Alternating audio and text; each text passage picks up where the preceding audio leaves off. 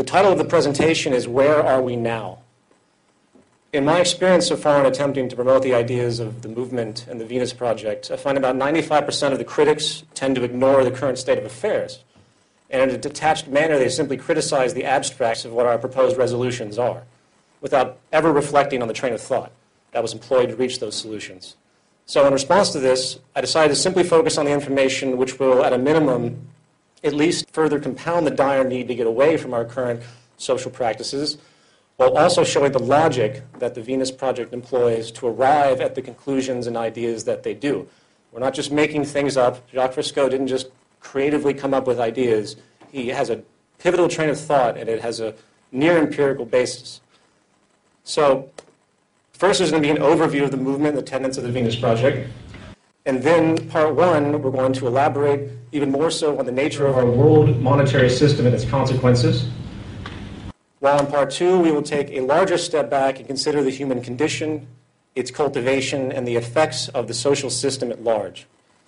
Now, before I begin, please note that it was recommended in the email sent out that people read the orientation guide or the activist video, because basically I'm going to move very quickly through a lot of this information on the assumption that a lot of you are already familiar with some of it. If you're not, don't be surprised if some things come as extremely foreign. This lecture is actually part of two lectures. The second lecture will be given sometime in the future to deal with the other section. As you'll see, I deal with the first part of the idea, which is the fact our social system is corrupt. And the second section is what the solutions are. We're not going to talk about solutions specifically right now. We're going to talk about the reasoning behind it. The term zeitgeist is defined as the intellectual, moral, cultural climate of an era.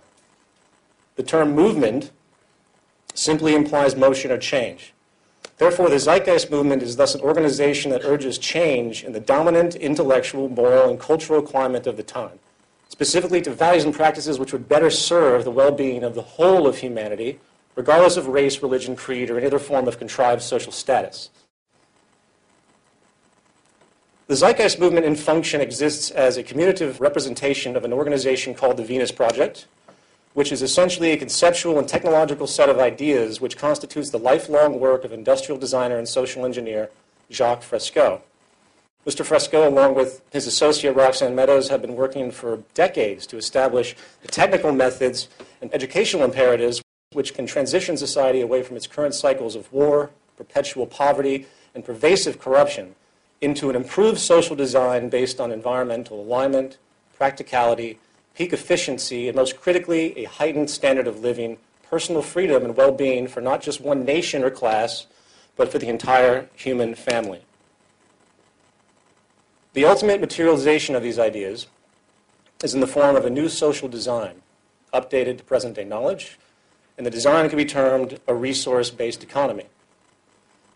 In the words of Mr. Fresco, we call for a straightforward redesign of our culture in which the age-old inadequacies of war, poverty, hunger, debt, and unnecessary human suffering are viewed as not only avoidable, but also as totally unacceptable. Anything less will simply results in a continuation of the same catalog of problems inherent in the present system. In summary, a resource-based economy utilizes resources rather than commerce. All goods and services are available without the use of currency, credit, barter, or any form of debt or servitude.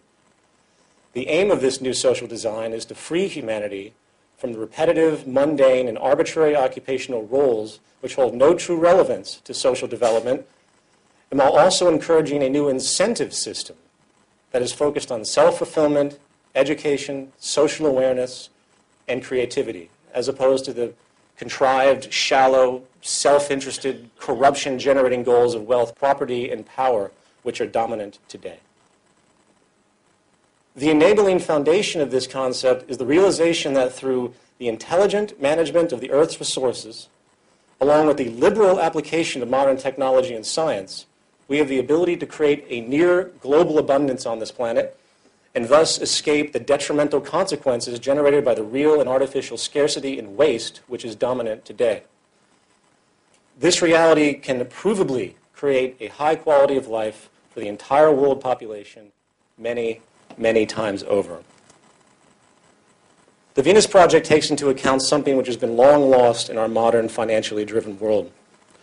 the fundamental building blocks of society, and the basic understandings required to maintain a person's emotional, intellectual, and physical well-being. All social systems, regardless of political philosophy, religious beliefs, or social customs, ultimately depend upon natural resources as the initial step towards social functionality. Concurrently, society itself is a culture machine. In other words, it's a natural consequence for a culture to support the values integral to the dominant institutions of that society, regardless of the benefit of those values. In other words, the society reaps what it sows. If your society's foundation inherently supports self-interest, elitism, greed, and dishonesty, then no one should ever be surprised when certain members of society continuously fall into the extremity of murder, financial corruption, or indifferent selfish gain. In other words, society is not only a product of the sum of its members' values, paradoxically, it's also a generator of them for each new generation. It should be no wonder that government perpetuates nationalistic and patriotic values. If they didn't, people might not support the state agendas or their wars. It should be no wonder that the Catholic Church perpetuates the idea that humans are born into sin. Otherwise, people might not show up to be saved. And it should be no wonder every major city on this planet is cloaked with corporate advertising working to force materialism and inadequacy. Why? Because otherwise, some people might just be happy with what they have and not contribute to the profit and perpetuation of a corporation or an economy. Regardless, when it comes to cultural influence, nothing can hold a candle to the vast psychological implications that have developed due to the system of monetary finance. Money, contrary to the attitudes of most of the world's population today, is not a natural resource, nor does it represent resources. In fact, by all standards of logic, money is only functionally relevant in society when natural resources and the mechanisms of creation are scarce. And thus, a system has emerged where people are given value for their skills in exchange for their servitude, which can thus be used as a medium of exchange for those supposed scarce resources. Sadly, the culture is now fully indoctrinated into this frame of reference. And like the rising sun, most cannot even consider any other possibility for social functionality. In fact, some have even redefined the relevance of money itself by being conditioned to think that money represents choice, that money somehow has something to do with democracy, and the greatest illusion that the monetary structure is a tool of liberty. Well, while money has indeed served a positive role overall in the course of our social evolution, adaptation and change and improvement is still unstoppable. The fact is, most of the original problems which require the development of the economic system we see today are no longer pressing due to the dramatic advancement of science and technology. We now have the means to move into a new paradigm, one where the negative byproducts of our current social establishment, such as perpetual war, human exploitation, poverty, and environmental destruction, are no longer tolerable. What is advocated here is merely the next step in our social evolution as dictated not by a person or group's opinion, but by statistics, trends, basic inference and extrapolation, all deduced by the scientific method. Unfortunately, regardless of how logical, clear, and obvious new ideas may seem, the public still remains, on average, a tremendous fear of any form of social change. This is largely due to the propaganda and indoctrination which has been pushed upon them by the established powers, which, of course, prefer to maintain their power. These institutions range from religious organizations to government to business. In fact, it really isn't the technical understandings and implementations of the physical attributes that comprise the resource-based economy which is the problem. We know we can do it technically. We know it can happen. The analysis has been extrapolated. It is the outdated cultural values, and this is such a testy subject. The cultural values and the education barriers of our conditioned culture is the most difficult aspect to consider, and that's one of the reasons I'm approaching this presentation as I have, because I want people to understand that we have to move somewhere. This is where the zeitgeist movement comes in. We are not here to tell people what to think or believe. We're here to spread statistical information and socially positive value identifications in hope of bringing people into an awareness of the incredibly positive possibilities the future can hold. Once these understandings are fully realized, I think most people will never be able to look at the world in the same way again, and the problems we find as commonplace today will become simply unacceptable, motivating change. Now, there are countless well-intentioned people and activist organizations out there, and they keep popping up like weeds. It's incredible to me how many of these there are, and all admirable and amazing, and they're yelling at the top of their lungs about the rampant problems and injustices in our world. Yet, as you tend to find, very few actually offer any solutions whatsoever. Those that do offer solutions, however, always frame those solutions within the context of the current established system. Very little regard seems to be given to the root structure of our social design. The Venus Project and hence the Zeitgeist movement is different. Our fundamental focus is finding the foundational sources of our social problems and working from that lowest common denominator to create solutions. And when it comes to social corruption, poverty, environmental disregard, human exploitation, and most personal and social turmoil in the world today, an important realization is that most of these problems are not the result of some particular company, some nefarious elite group, or some government legislation. These are symptoms of the foundational problems. And this is the ultimate realization when it comes to how you look at the problems of the world today. There's a massive superstitious basis out there. It's us against them that is extremely poisonous to the development because people are constantly looking for someone else to blame when it's really themselves because they continue to perpetuate the system that creates these things. The real issue is human behavior. And human behavior, which will be addressed in this presentation specifically, is largely created and reinforced by the social patterns required for survival, as necessitated by the social system of the period. We are products of our society, and the fact of the matter is, it is the very foundation of our socioeconomic system and environmental condition which has created the sick culture you see around you. Our current system is based almost exclusively upon human exploitation, resource abuse, and redundant waste. It is simply what our system does. And as far as the infamous they, it is simply another social distortion, culminated and reinforced by our environment. There is no singular they. In Zeitgeist 1, I describe the men behind the curtain to the effect of a specific niche of economics, the ones that control most government policy, and hence those are the banks. The banks have been running things forever. But that is still a product. These are still human beings. We're dealing with negative tendencies. The they syndrome is absolutely obsolete. And next time you hear anybody talk about the they, please try to correct them. It's a religious mentality. Duality is good and evil. The bottom line is that we can spend the rest of our existences stomping on the ants that mysteriously wander out from underneath the refrigerator, setting traps or laws. Or we can get rid of the spoiled food behind it, which is causing the infestation to begin with.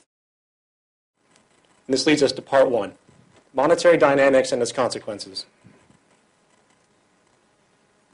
Here's an email I received from a PhD in economics soon after the release of Zeitgeist Addendum. Dear filmmakers, my son presented me the first half of your film last weekend asking me my opinion of the opening section about the fractional reserve lending practices. I am a PhD certified economist of 12 years and teach macroeconomics. While I always was cognizant of the creation of money and the sale of government bonds, I had never stepped back far enough to see the larger issue your film presented. I find it tremendously disturbing that the creation of value through debt is indeed, by all formal logic, an imposed condition of deficiency, an instigator of public servitude. I'm not sure what shocked me more, the fact that this is true, or the fact that after the many years of education I've had on the subject of economics, this reality never even occurred to me. While it seems counterintuitive to think that a person who should, by all social standards, be an expert in a given field due to their awards and credentials, very often, especially in the purely intellectual arena, such exposure to set established curriculum can really hinder someone's openness in a very powerful way. For you become cognitively blocked from new ideas and realizations. which, if they're outside of the existing framework that you understand, then you have no chance of even realizing it. It's restricting your perception. Jacques Fresco, who dropped out of school at the age of 14, has a great example regarding this perceptual point. During the time that the Wright brothers were building a machine that could fly, expert physicists and engineers were busy writing books about how it was impossible for man to ever fly in any meaningful way. Apparently, the Wright brothers, who were bicycle mechanics, didn't read those books. In other words, creativity will always serve you better than just book smarts. So, with that in mind, let's step back and pose a very simple question about the economic structure we all live in. What are the lowest common denominators required to perpetuate a market economy? 1, human labor must be sold as a commodity in the open market. Outside of investment and inheritance, nearly all money is obtained through income, and income is derived from wages or profit in some form of employment. Therefore, there must always exist a demand for jobs where the economy cannot operate. 2, money must be continuously transferred from one party to another in order to sustain so-called economic growth. This is done through constant or cyclical consumption by virtually everyone in society. Jobs are entirely contingent upon demand for production in some form. If there is no demand for goods and services, then there will be no demand for labor, and hence financial circulation would stop. Needless to say, these two aspects of the system, which of course are intimately connected, are absolutely paramount to the functionality of the system, to the financial system. If either one of them were substantially hindered, the integrity of the economy would be seriously compromised or possibly be made entirely obsolete. So given this reality, let's now hypothetically consider some variables which could put these mechanisms in jeopardy. In the first point, labor sold as a commodity in exchange for money. What if human labor market became unnecessary in the production of goods and services? More specifically, what if automation technology and artificial intelligence became advanced enough to allow for the replacement of perhaps 40%, 50%, 60% of the human labor force? At what point would such displacement, thus unemployment, be considered too much for the system's integrity and put it into question? As far as the second point, the need for cyclical consumption, what if conditions arose where the circulation of money was severely stifled? In other words, what if people simply did not need to continually buy things? What if, hypothetically, it was discovered that through optimized techniques in resource management, design, and production, the most commonly purchased goods could either be made obsolete by larger order renovations, or could have such extreme product efficiency, longevity, and near maintenance-free durability that most items could last a lifetime without replacement or major repair. Of course, this exact idea couldn't be applied to perishable items such as food, but following the same train of thought, what if the cultivation and production of food was in such ease and abundance, through technology obviously, that the supply and demand equation made the value of such items utterly negligible? To put these points in a different way, let's consider the classic economic concept of theory of value. Everything in society theoretically is given a value based on two considerations: the scarcity or availability of the materials used, and the amount of human labor required to produce a good or service. So, if material scarcity, both in terms of resource availability and quality, was not the issue, and human labor was not required to create a good or administer a service, then there would technically be no value. Well, as most of you in this room probably already understand, one of the greatest realizations of Jacques Fresco and the Venus Project, which should be one of the greatest realizations for the whole of humanity at this point in time, is that neither of the scenarios presented are hypothetical. Human beings are indeed being replaced, becoming obsolete, in other words, in the labor force due to advancements in production technology. Likewise, powerful new design advancements in production efficiency and resource management reveal profound possibility of relative global abundance and peak product efficiency. This can be proven through statistical analysis and the inferential extrapolation of historical trends. Obviously, the corporations aren't out there telling you this. You have to dig much deeper to find this information. When it comes to production automation capabilities today specifically, the first thing to consider is a statistical evaluation of a phenomenon called technological unemployment. Technological unemployment, which is the unemployment caused by the use of machines as vehicles of labor, has continually and systematically forced relevant numbers of people out of every single new emerging sector for the past 300 years.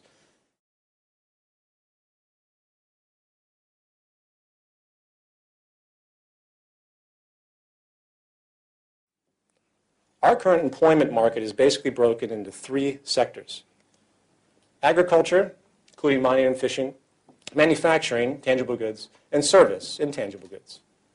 As a near universal social progression, all societies tend to follow the same developmental path, which takes them from a reliance on agriculture and extraction towards the development of manufacturing, such as automobiles, textiles, shipbuilding, steel, and finally towards a more service-based system.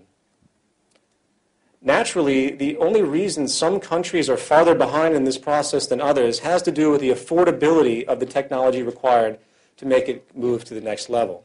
It's irrespective of social system or political disposition. It is a scientific progression. So let's consider this phenomenon using the United States as a proxy. Coming from the States, that's a lot where my data comes from, but please note that this can be applied to any economy. In 1860, 60% of Americans worked in the agricultural sector. However, today, due to advancements in machinery and automation, less than 1%. Fortunately, those technological advancements also gave rise to an emerging industrial revolution, and by 1950, 33% were employed in the factory-based manufacturing sector. As of now, due to continual advancements in machine automation, it is less than 8%. So considering that only roughly 9%, granted there's probably a few percent leeway on there depending on which analysts you use, so there's only 9% of Americans working in agriculture and manufacturing now, where did everybody else go? Service sector. The only thing that has saved the U.S. labor market after the technological renovation of the agricultural and manufacturing sectors is flight to the service industry. From 1950 to 2002, U.S. employment in the service sector went from 59% to 82%.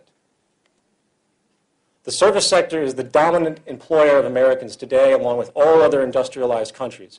Of course, this begs the question, is this sector insusceptible to the wrath of technological unemployment? Of course not. With the advent of increasing versatile computer technologies, we are seeing job displacement once again, this time in all service industries. The replacement of tellers and cashiers with kiosks, the use of automated voice systems for phone service, the internet has completely redefined retail, not to mention full kiosk systems in physical marketplaces, advanced food prep machines, and even research done by automation these days. As economist Stephen Roach has warned, the service sector has lost its role as America's unbridled engine of job creation.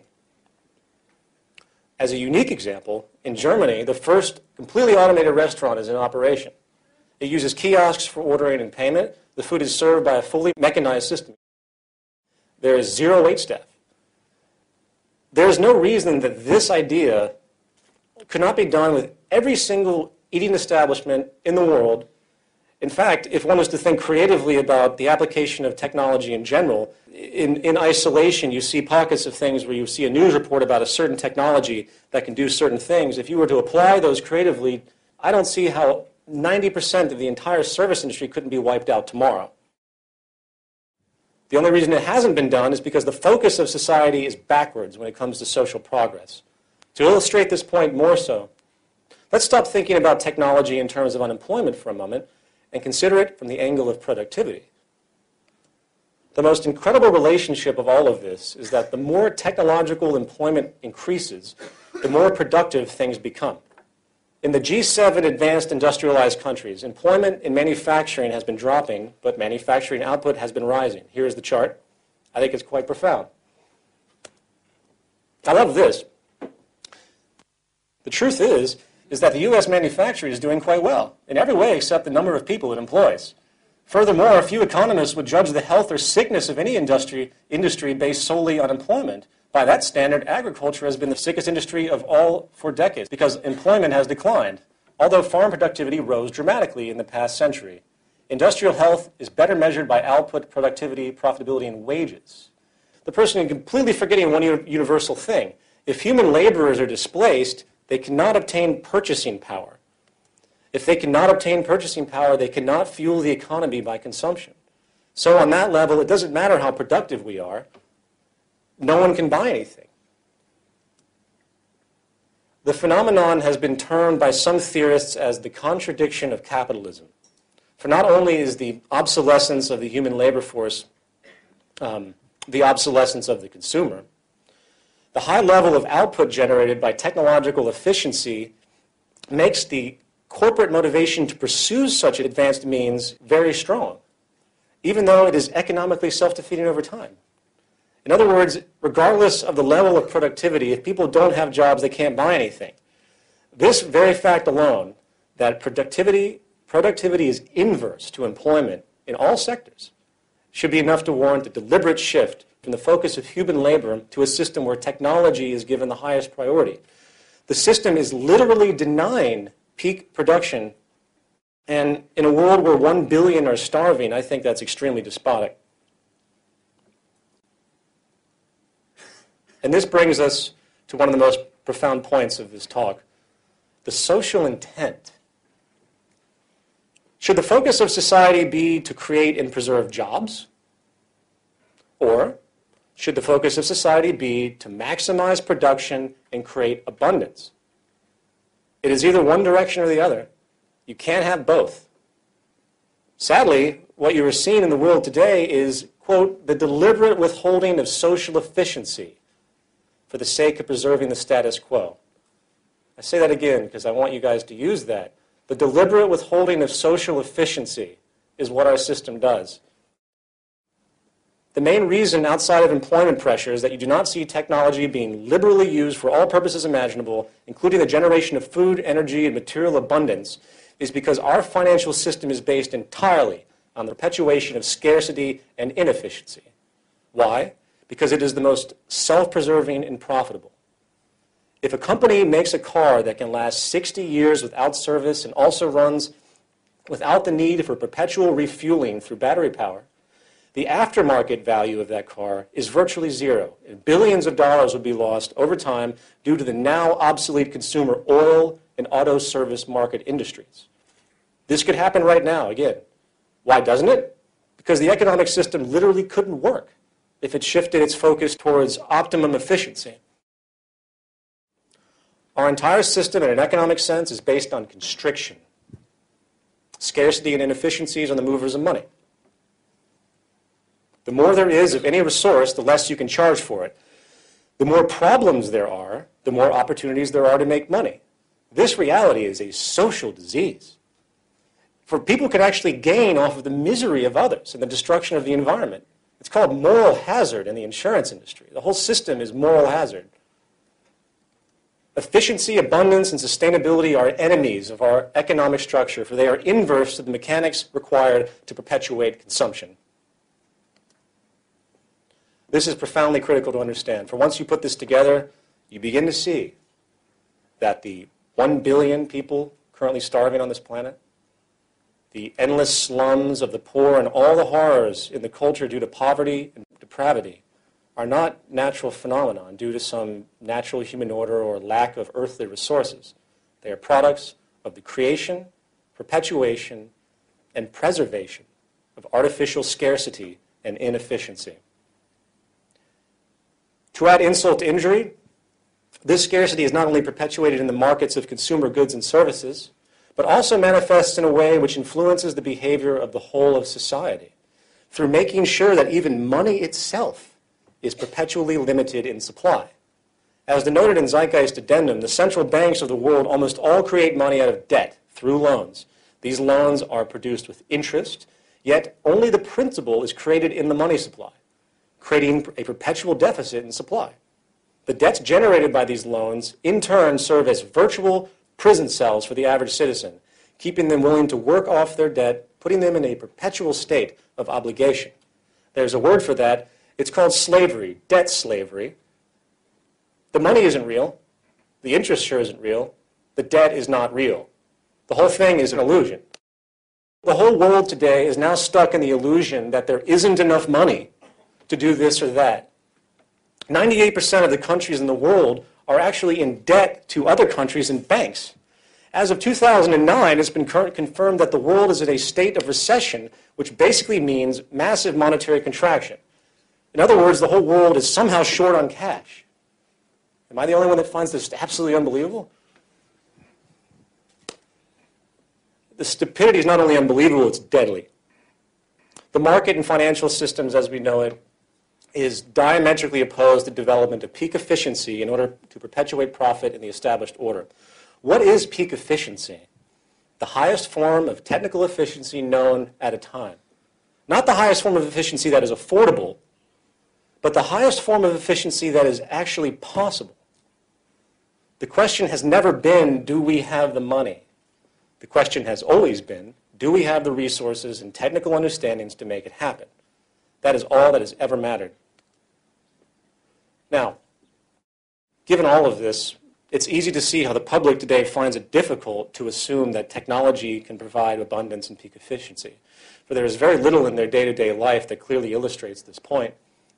Everything around them reinforces the idea that scarcity in the world today is a natural problem. Why?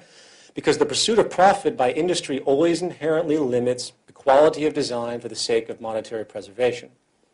If a company wants to be competitive in the marketplace, they must find a balance between quality and cost, invariably denying quality.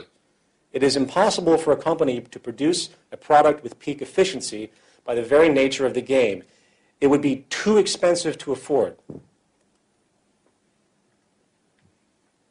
This is one reason why there is so much unhealthy food and trash goods in our system.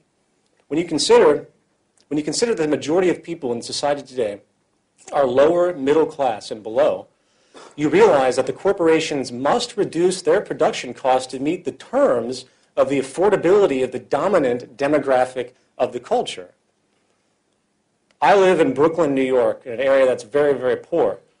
Within a 6-block radius of my apartment, there are 5 of these 99-cent stores. These are stores which sell products from the cheapest possible materials and lowest possible efficiency that could ever be manufactured. It's junk, stuff that should have never been created to begin with. Why is it there? Because the people can't afford anything else. Why can't they afford anything else? Because the market system also creates and perpetuates social stratification, and the poor must exist in order for the rich to exist. Therefore, the level of product efficiency today is artificially directly proportional to the purchasing power of the demographic. Therefore, generally speaking, one's perception of quality is often only as good as their socioeconomic status. The quality of goods are stratified, just as the social classes are. The result is outrageous amounts of resource waste. In a world that claims to be growing more and more concerned about environmental issues, resource supplies, man-made atmospheric changes and pollution, I find it fascinating that no one is talking about the most consistent destroyer of ecology and the most continuous waster of natural resources there is, the pursuit of profit. Capitalism is based on the free pursuit of profit by whatever means necessary.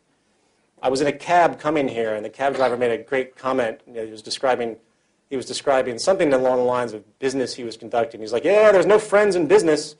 And he's absolutely right. I'm going to be using that one too. Capitalism is based entirely on the free pursuit of profit by whatever means necessary. It is a gaming strategy and nothing more. The irresponsibility it enables by its central philosophy of self-interest is profound. And while there are many angles to this, let's stay with the point at hand, the deliberate production of inferior products. Think about it. It is as environmentally illogical as can be. There is no reason to ever create a product that is deliberately low in efficiency. This simply means faster breakdown, faster obsolescence, more duplicate production, and many times more waste and pollution than would be required if the goal was to simply optimize products based on the most current technological awarenesses of the day. And this leads us to the final topic of this section, market mythology. So far we've talked about the structural mechanics of the system a little bit, pointing out the inherent contradictions and problems. As of now, through the overpowering growth in science and technology, the monetary system can be considered structurally obsolete, serving only as a paralyzing hindrance of social progress. Not to mention a destroyer of trust human trust in the environment. That's a whole different topic in and of itself. Unfortunately, the social indoctrination within the market system has created a mentality which blindly supports the social dogma regardless of what we have touched upon. The identity relationships are simply too strong. In many ways, it's like a religion. Taking away the belief in the market system is like taking away someone's belief in God, for it challenges who they are. When you're a little kid, you pull on your mother's pants and you want candy, and she might say, no, we can't afford that. So you have this instant indoctrination to the monetary system from the earliest form of life, because obviously your parents are always struggling to a certain degree, so it becomes absolutely built into your psychology. Not to mention that those that have successfully acquired a great deal of wealth, you'll find that those that are in fact very wealthy, they will almost always be inclined to tell you that the system's great. That's just the nature of behavioral reinforcement. Now, the three most dominant of these psychological indoctrinations that I want to talk about are the notions of property, incentive, and associations with freedom of choice. Starting with property.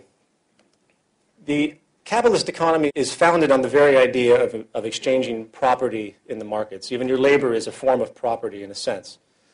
The world that we know is so bound up in the process of buying and selling that most just can't imagine any other way of functioning human affairs. Property is often associated with so-called rights as well. We use a legal system to protect our property, and if anyone interferes with what is mine, their freedom can possibly be taken away. In fact, there is even an entire industry which is there to tell you what the best property there is to own. It's called advertising, of course. Yet, with all of this obsession over property, very few ask the question, why do we have property to begin with? The answer is simple. It's scarcity. Property is an outgrowth of scarcity. The farther we go back in time, the more difficult and time-consuming it was for people to create tools or extract a resource. They, in turn, protected it because it had immense value relative to the labor entailed along with the possible scarcity associated. People claim ownership because it is a legal form of protection. Property is not an American or free enterprise or capitalist idea. It is an ancient mental perspective necessitated from generations of scarcity. If there isn't scarcity, the rationale for property becomes an irrelevant issue. Now let's move on to the idea of incentive. As the theory goes, the need for a profit provides a personal organization with a motivation to work on new ideas and products that would sell in the marketplace. In other words, the assumption is that if technology replaced humans in the workforce and abundance could be created, then people would just have no motivation to do anything socially relevant. No monetary incentive, no progress is the idea. There are two glaring issues with this assumption. The first is that it is entirely based on projected values. And values are almost entirely based on culture. Nikola Tesla, Louis Pasteur, Charles Darwin, and the Wright brothers, Albert Einstein and Isaac Newton did not make their massive contributions to society because of material self-interest. Did Martin Luther King walk down the street in Birmingham, Alabama, while a bunch of racists threw rocks at his head because he was on his way to cash a check? If the incentive motivation theory held true, then you would see no volunteerism in the world today. Amazingly, in a 1992 U.S. Gallup poll, it was found that more than 50% of American adults volunteered time with no pay for social causes at an average of 4.2 hours a week for a total of 20.5 billion hours a year. This is pretty amazing, especially with the lack of social capital in a place like the United States, which is the most powerful free market country there is. The ideology is the most ingrained, so I find that to be pretty incredible. The sickness of self-interest generated by the monetary system, even with this sickness, humans still strive to help each other and give to society without reward. What's even more amazing is that the poor and the middle class are more likely to volunteer than the wealthy. And think about that, these are the people that have the least amount of money. So it makes you understand the cultural and psychological nuances that are created. The more money you get, the more diseased you might possibly become. It's a fascinating phenomenon. The second thing to consider is that while it is true that useful inventions and methods do come from the motivation for personal gain, the intent behind those creations has nothing to do with human or social concern. For the incentive goal is not to improve humanity, but to make money. There is a massive disconnect. And as we have denoted thoroughly, the very means by which money is obtained in our system is counter to social progress fundamentally, for it is based on the deliberate withholding of efficiency. And by the way, I haven't even addressed the traditional corruption that we see occurring on a daily basis, based and derived from this incentive for income, which spreads like a malignant cancer of indifferent self-interest, from product dishonesty, murder, fraud, theft, slave labor, outsourcing, price fixing, monopolistic collusion, redundant waste, environmental exploitation, illegal taxation, institutional theft, societal indifference, imposed psychological distortions, or advertising, and of course the sickest monetary incentive ever created, war. That is the reality of the monetary incentive.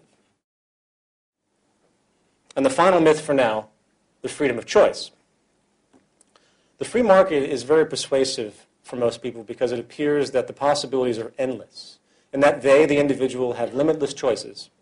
People witness the vast stratification of goods and services portrayed by the media and advertising and think that since the options just exist in abstraction, it has some form of relevance to the freedom of the individual. They can walk into a store and choose between 25 kinds of detergent and 75 kinds of sugar-coated cereal, yet they turn a blind eye with the fact that their lives are managed by, on average, 2 political parties. They pay no attention to the reality that 40% of the world's wealth is owned by 1% of the population, and thus 99% of the world's people will never obtain the luxuries afforded by the 1%.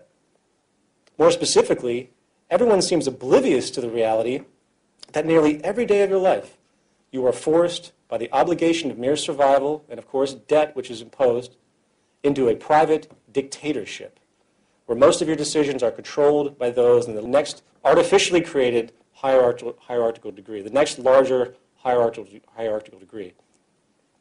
It's amazing to me when you talk to economists and they say, well, people have a choice of where they work. They only have a choice of where they work within a specific frame that is allowable based on their demographic of education, if you will. And of course, there's so many friend orientations in business. The ultimate fantasy is that anyone can be president in the United States. This is something that's been perpetuated. Like, these are groups that perpetuate themselves elitism. And elitism works in the same way in the corporate world. You are absolutely restricted. You have no freedom because you're forced to do the work as it is. And it's amazing to me, and I get this argument a lot from high-end economists. They say that you have freedom of choice. You can choose where you work. No, you really can't. When you get out of college, there's this wall of jobs, and you can find your slot, and that's about it. That's your choice. It's a preset choice. So I ask you, what freedoms are we talking about? You're only as free as your purchasing power will allow you to be. And the statistics have proven that the socioeconomic rank you are born into tends to persist for the rest of your life. If you are born poor, you will likely remain poor. Why? Because all the odds are against you. If you are rich, you will likely remain rich. Why? Because all the odds are in favor. It is the nature of the system. For example, if you have $1 million and put it into a CD at 5% interest, you're going to generate $50,000 a year simply for that deposit. You are making money off money itself. Paper being made on top of paper, nothing more. No invention, no contribution to society, no nothing.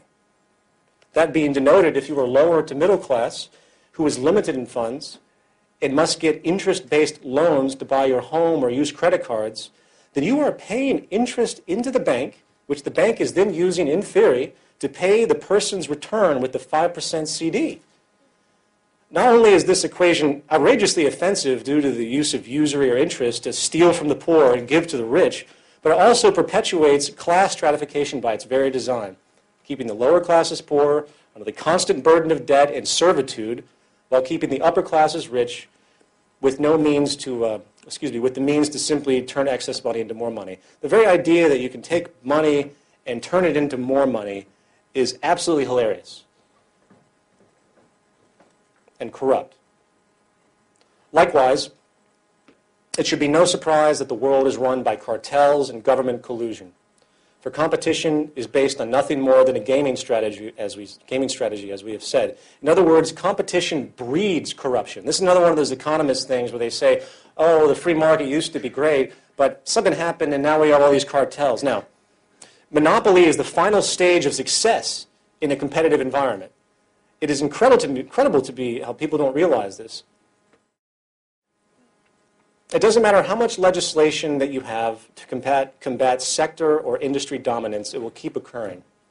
Even more powerfully, government coercion by big business is also unstoppable. It is a natural progression of market strategy to get government on your side. In fact, the true propensity of our world economic system continually, year by year, approaches one thing: fascism. Or more specifically, inverted fascism. This is the condition where corporations covertly control government policy. This is the natural gravitation. So as time continues to move forward and you keep looking back, it seems like things always get worse, and they do. And this leads me to part 2, culture and the biosocial imperative. So this is a detour now. I hope that first section, if you have any questions, keep them in mind when we go to the Q&A. In this section, we are going to address some issues regarding our physical and social selves. This is very, very relevant to me, and I think very relevant to the whole argument. And unfortunately, again, most never think about this subject at all. In order for us to consider routes of social change, we must also have a clear understanding of conditioning, our biology, and our relationship to the environment. As denoted before, when it comes to the pursuits of social change, the most profound hurdle is overcoming the traditional ideology, identifications, and dogmas which have been set in stone as final by the established culture. Of these ideas, a consistent one that comes up has to do with the conclusion that the human being is of a rigid, fixed nature, whereas certain behaviors are simply immutable. Therefore, as the logic goes, social structures are locked into a set pattern, which cannot be overcome due to the very nature of the species. In order to address this claim, we need to first consider the ramifications of culture itself.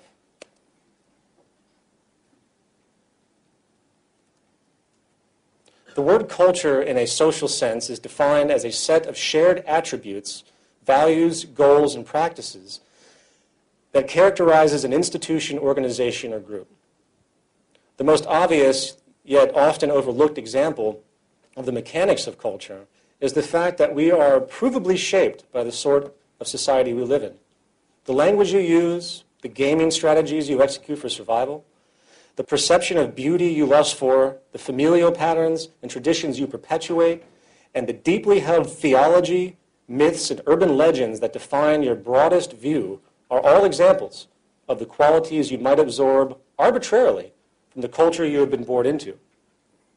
In fact, if you dig deeper, you find that there is really nothing that we cognitively think and believe which isn't first presented to us in some environmental form.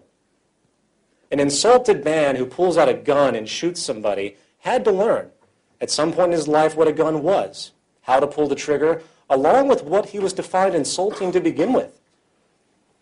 Every word that I am saying has been learned one way or another. Every concept relayed is a collective accumulation of experience.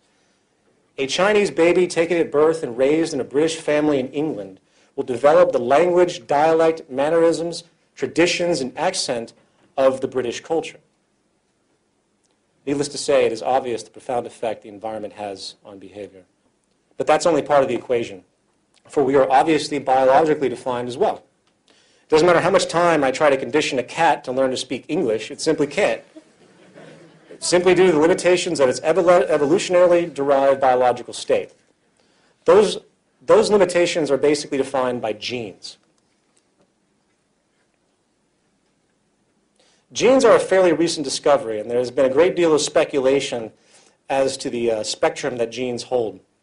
The spectrum of relevance that genes hold. The most contentious is in the realm of behavioral biology. This is a field dedicated to understanding how genetics influences behavior. The idea that genetics are the possible source of various behaviors became popular in about the 19th century. One of the first pursuits that emerged was the idea that the aberrancies of human behavior, such as criminality, could be explained by a person's genes. You know, the old criminal gene idea.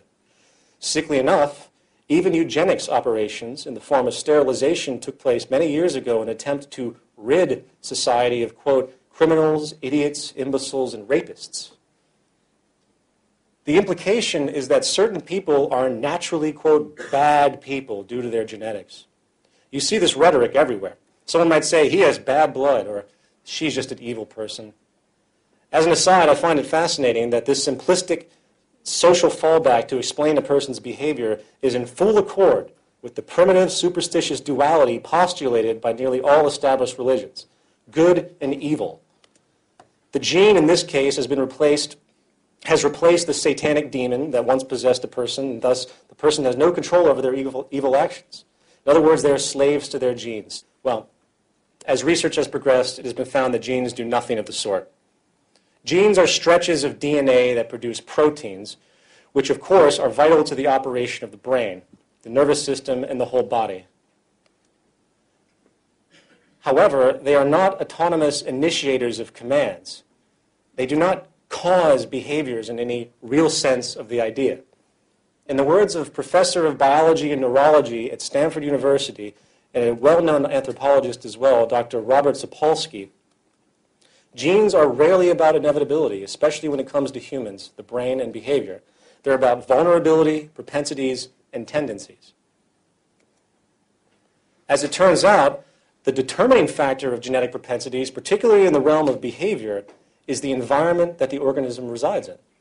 For example, recent research has shown that a gene could exist for depression. However, just because you have that gene does not mean you're going to get depressed.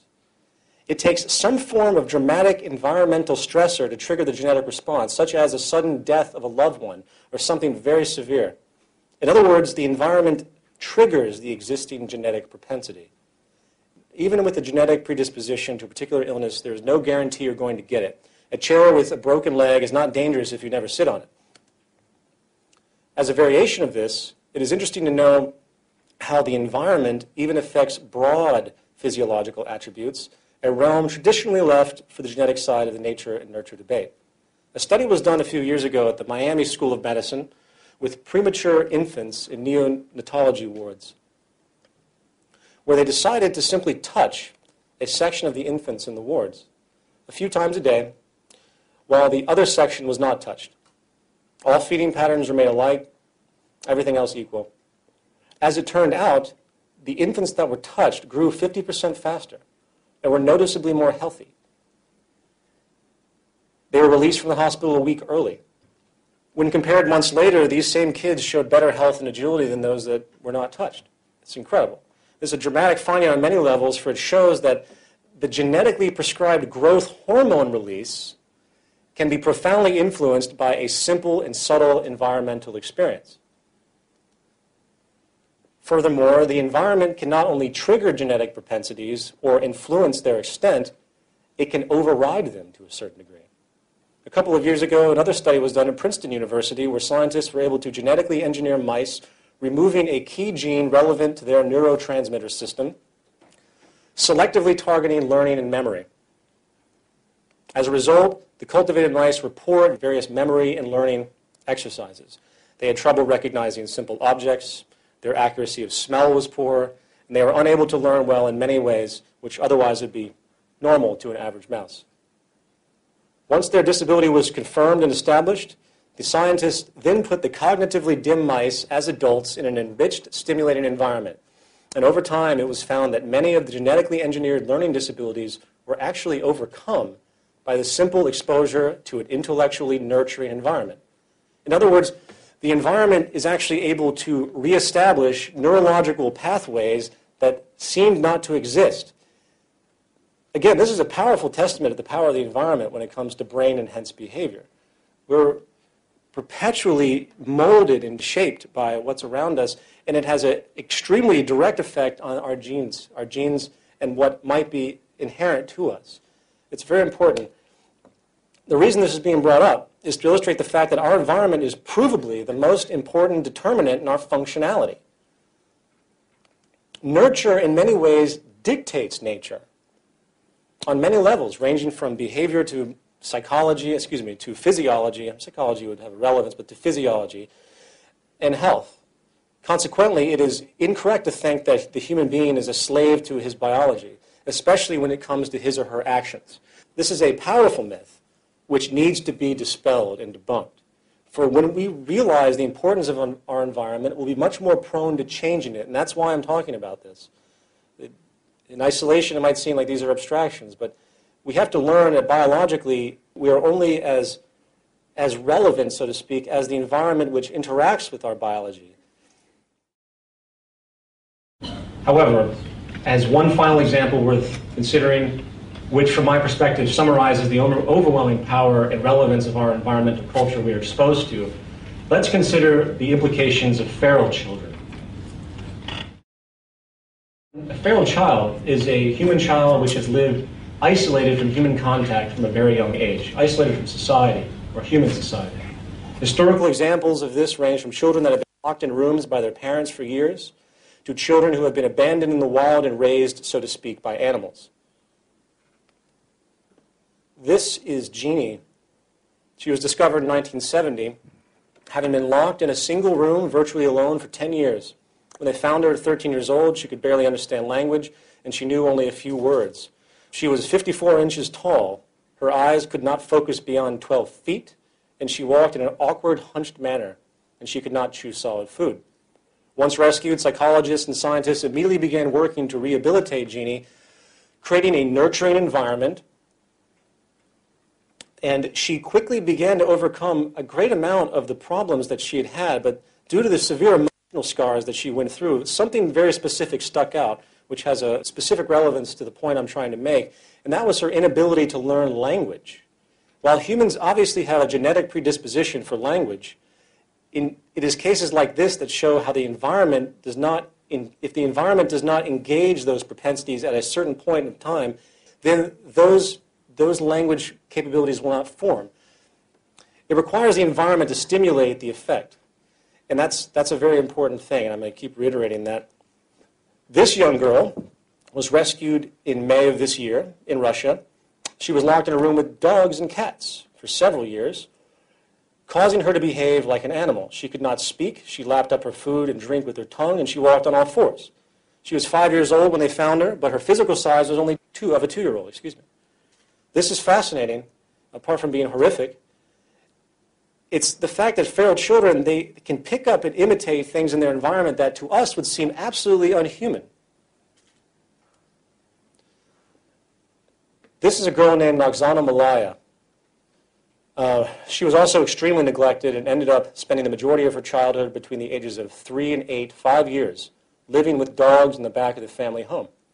She actually slept in the kennel with the dogs for 5 years, and when rescued, she had adopted incredible canine mannerisms, including barking, a higher than average sense of smell and hearing. She ate raw meat.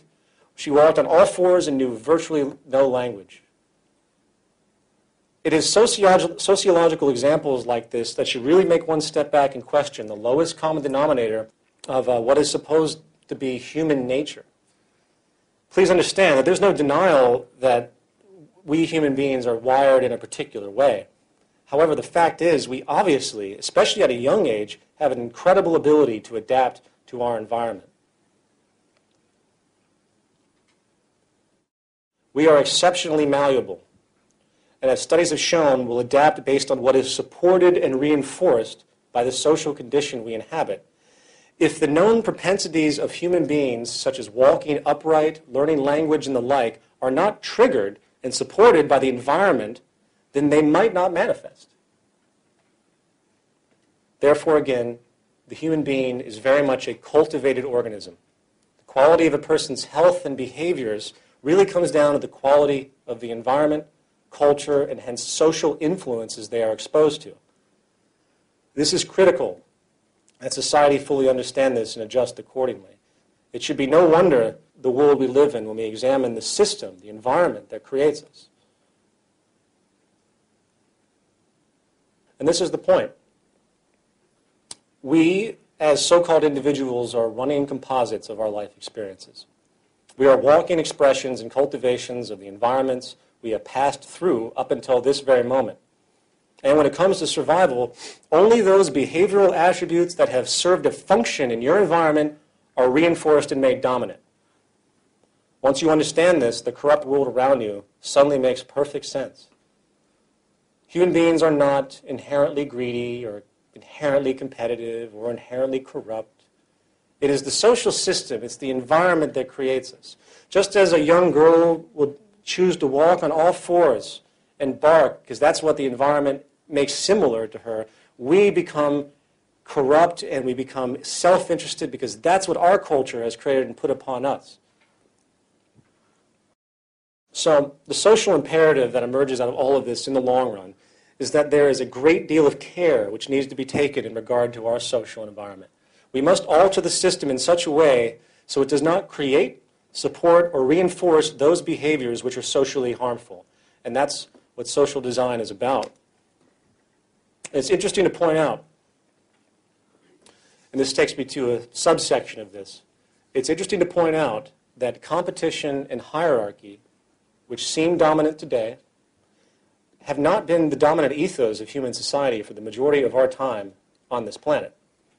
Before the agricultural or Neolithic revolution, which occurred about 10,000 years ago, hunter-gatherer societies actually had a non-hierarchical, egalitarian social structure. The social values were based essentially on equality, altruism, sharing, and literally forbid upstartism, dominance, aggression, and egoism. We know this because of the anthropological research that has been done on remaining hunter-gatherer societies over the course of the past century. I find this fascinating, that for the bulk of our existences, as the human species, 99% of our societies have been virtually non-hierarchical, non-materialistic, and have had the wisdom to appreciate a minimalist affluence, as opposed to the dominance-driven, excessive, and unsatisfied culture we see today. Regardless, this historical reality puts into question the notion that social hierarchy is a natural human tendency. What it is a social condition that has been created. In the view of Robert Sapolsky, hunter-gatherers have thousands of wild sources of food to subsist on. Agriculture changed all of that, generating an overwhelming reliance on a few dozen food sources. Agriculture allowed for the stockpiling of surplus resources and thus, inevitably, the unequal stockpiling of them. Stratification of society and the invention of classes. Thus, it has also allowed for the invention of poverty. The core basis of social hierarchy is real or perceived scarcity. Social hierarchy is a formalized system of inequality which serves as a substitute for perpetual conflict over scarce resources. In view of our Western society, which, as we have denoted, works to literally preserve scarcity, it's easy to see how our social classes are perpetuated unnecessarily. But the problem doesn't stop there. Another consequence, which is very new, has to do with the chain of causality, one that affects every one of us in a way which is almost hidden. And that has to do with the effect it has on our health. Studies have shown that people of higher socioeconomic status live longer, enjoy better health, and suffer less from disability, while those of lower socioeconomic classes die younger, suffer the largest burden of disease and disability. Now, this most often comes in the form of a gradient, meaning that from the highest upper classes straight down the lowest bottom classes, each successive step, up or down the socioeconomic ladder, constitutes a respective quality change in a person's health on average. On the surface, this would seem absolutely logical, right? Just makes sense. In the sense, lower classes often have poor diets due to a lack of purchasing power. They are more prone to live in polluted areas. They are more likely to get subpar health care. And due to lack of education, they might not take care of themselves in the best way. Now, while these attributes are obviously relevant to health, new studies have shown that there is something else going on that is contributing to the increasingly poor health and disease propensities of people, the lower they go in the social hierarchy. One of the most documented studies that has been done on this issue has been called the Whitehall Study. It's done here in London, at the University College of London, using the British civil service system as a subject group. They found that the gradient of health quality in industrialized societies is not simply a matter of poor health for the disadvantaged and good health for everyone else. Something else was happening. Remember, this is the UK where healthcare is socialized, and theoretically you have equal healthcare.